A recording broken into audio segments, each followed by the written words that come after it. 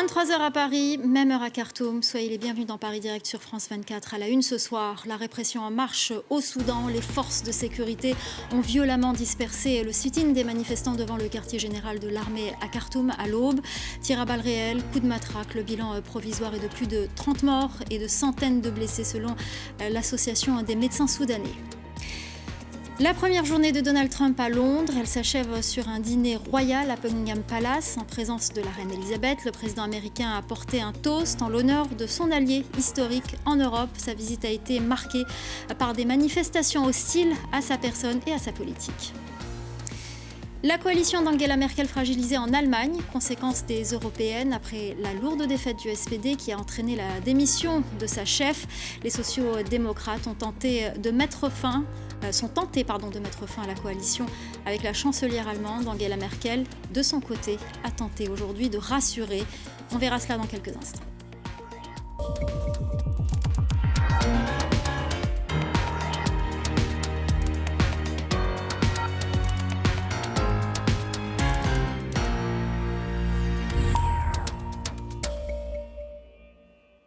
Il était 5 heures du matin à Khartoum lorsque l'armée soudanaise, appuyée par une unité composée à l'origine de milices arabes du Darfour, ont réprimé avec une rare violence les manifestants qui campaient devant le quartier général de l'armée. Les sources médicales parlent de plus de 30 morts. Les précisions de Marie Schuster.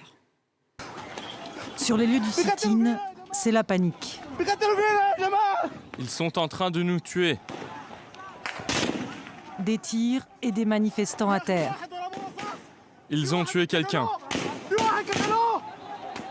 Les manifestants installés devant le quartier général de l'armée pour réclamer la démission du conseil militaire ont brutalement été délogés ce lundi. Les forces de sécurité ont trahi le peuple soudanais, que ce soit la police, l'armée ou les forces de sécurité rapide. Des gens ont été tués, d'autres sont blessés.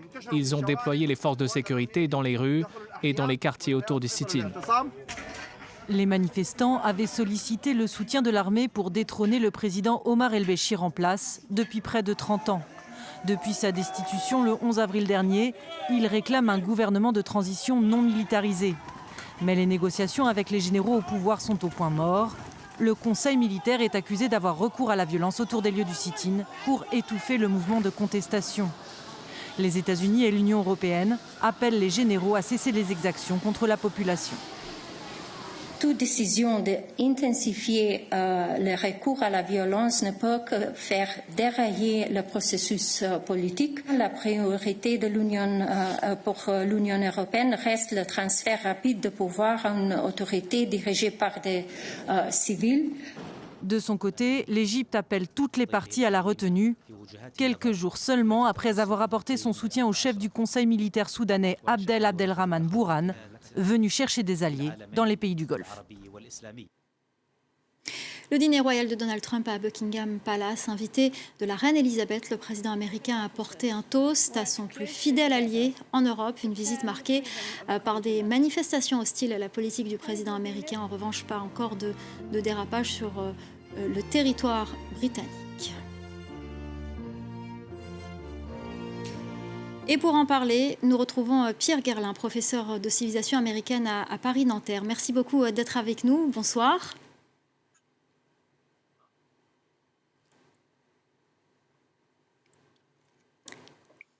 Pierre Gerlin, vous m'entendez ?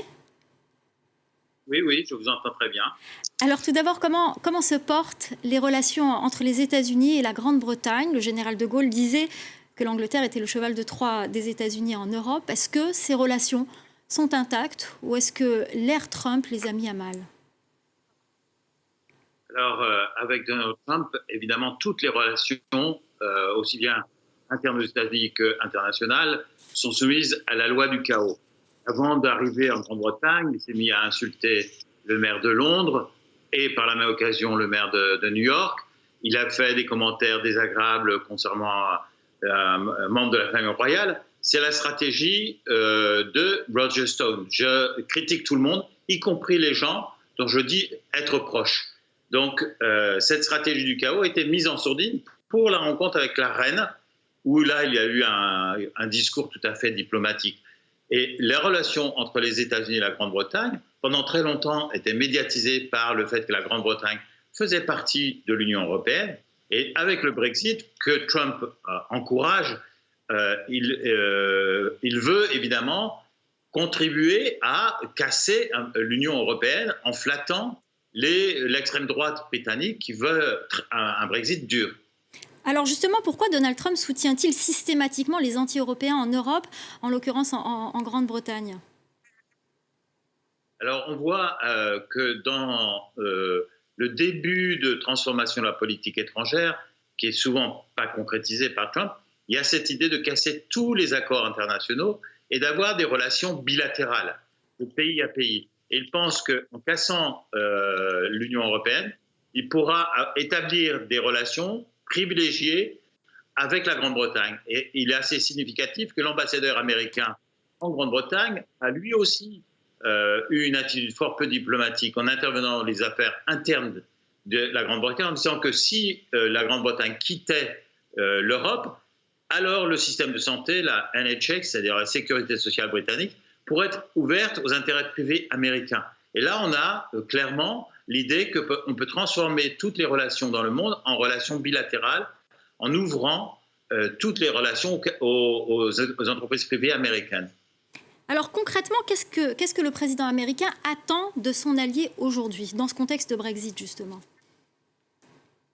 Alors, beaucoup de médias ont noté qu'il était intervenu dans la succession de Theresa May en soutenant Boris Johnson, et il soutient quelqu'un qui est un archi-libéral, qui n'a pas les mêmes conceptions que lui, qui a le même type de personnalité, c'est-à-dire quelqu'un qui soi-disant brise des tabous, c'est-à-dire crée du chaos, mais qui est en fait un ultra-libéral et qui est contre ces relations entre deux pays. Donc ce que veut Trump n'est pas clair du tout.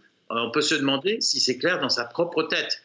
Sinon, créer du chaos, et la logique de toutes ces déclarations incendiaires est une logique psychologique, narcissique. Il fait, comme lui avait conseillé Roger Stone, il fait du buzz, il s'aliène la presse et les médias pour que tout soit ramené à sa personnalité. Mais en termes concrets, sur l'Union européenne, comme la Chine ou la Russie, c'est tout et son contraire. Donc sa visée personnelle, elle n'est pas très claire. Maintenant, ce qui est important, c'est que vont faire les gens qui sont autour de lui. Et on peut penser que les gens qui sont autour de lui pensent que la fin de l'Europe, la fin de l'Union européenne est une bonne chose parce que ça donnera des possibilités aux entreprises américaines d'intervenir, non plus face à une Europe relativement forte sur le plan économique, mais en relation avec des pays isolés, chacun dans une unité, sans collectif. Merci beaucoup Pierre Garlin, professeur de civilisation américaine à Paris-Nanterre. Merci pour votre analyse.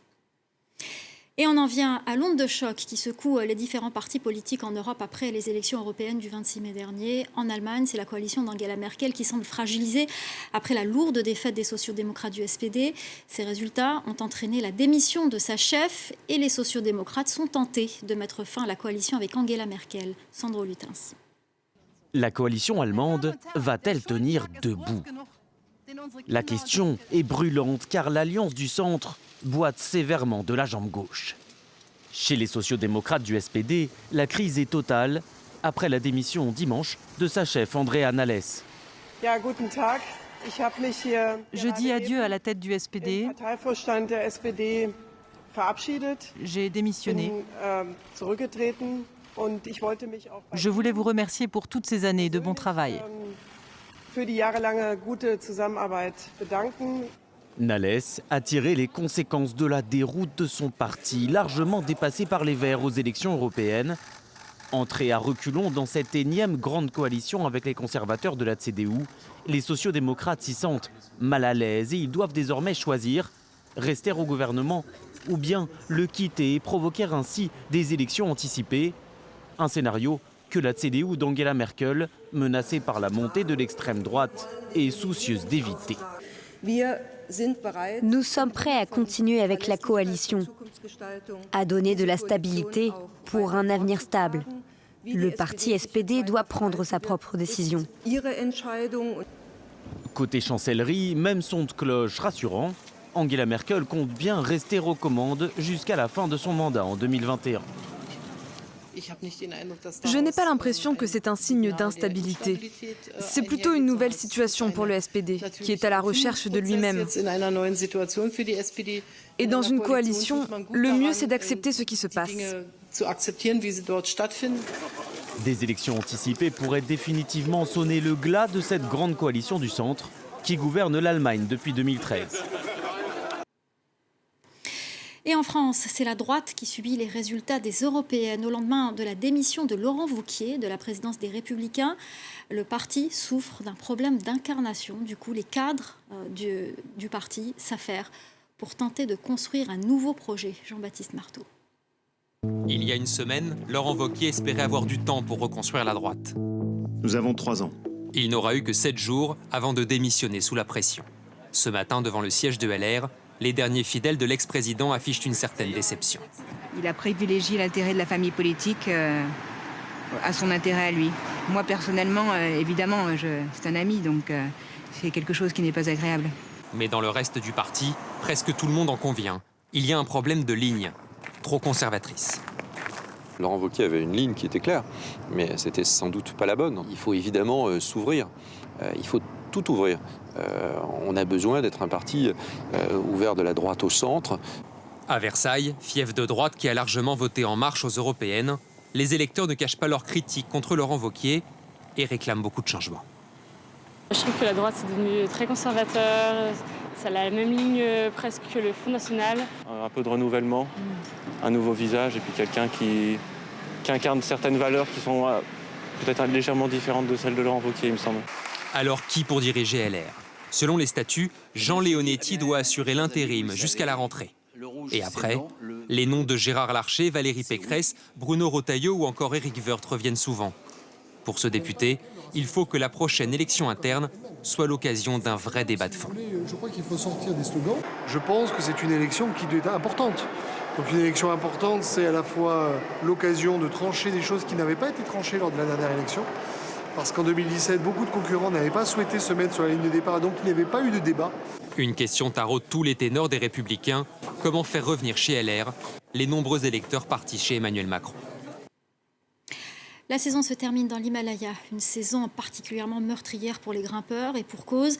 Ils sont de plus en plus nombreux à vouloir accéder au plus grand sommet du monde et de moins en moins expérimentés. Hier, 4 alpinistes ont été secourus du côté indien. 8 sont toujours portés disparus. Les autorités n'ont plus d'espoir de les retrouver vivants. Natacha Milray. Ces 4 alpinistes britanniques reviennent de loin. Victimes d'une avalanche, ils ont réussi à se replier sur un camp de base près du massif du Nanda Devi, deuxième plus haut sommet indien. C'est là qu'ils ont été repérés par les secours. Une seconde cordée de 8 personnes qui gravissaient un autre pic est toujours portée disparue. Le groupe n'a jamais réintégré son camp de base. Une équipe d'hélicoptères de la force aérienne a été envoyée 2 fois dans le cadre d'une mission de repérage. Ils ont localisé les 4 alpinistes. Ils ont également effectué une recherche dans d'autres zones, mais n'ont trouvé aucune trace des 8 autres alpinistes disparus. Un drame qui illustre une saison très meurtrière.